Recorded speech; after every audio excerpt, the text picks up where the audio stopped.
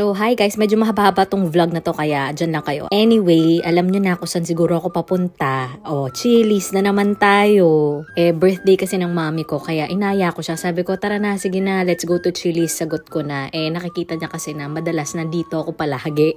Diba, ano magagawa ko? Masarap dito. So, ayan, syempre kasama ko si Juan and we ordered the clam chowder. And oh my gosh, akala ko sa ibang bansa lang na Chili's merong ganito. Nung nakita ko siya, I was like, let's order this. At mami, gawin mo yung thread na cheese pool. Kaso hindi niya nagawa kasi sinlice niya na agad sa gitna. So I was like, okay, I'll do the honors na lang.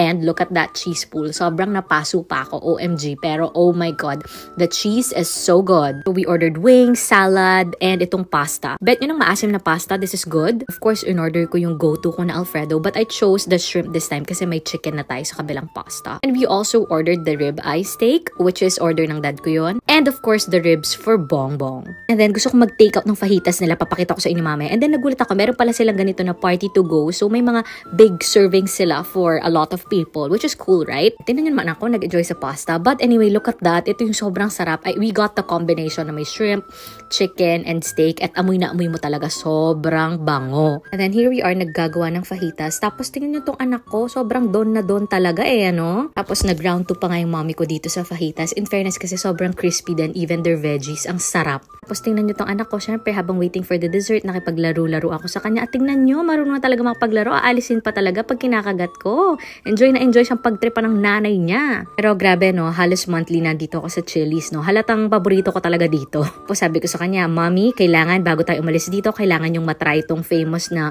dessert nila. Makikita naman natin, nag-enjoy sila dyan sa pinagagawa nila. And ang laki na talaga ng serving.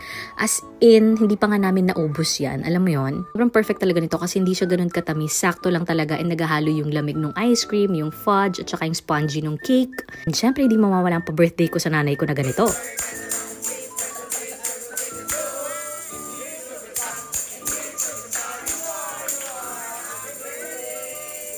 I hope matupad lahat ng wish mo, Mami. Ayun lang guys, bye!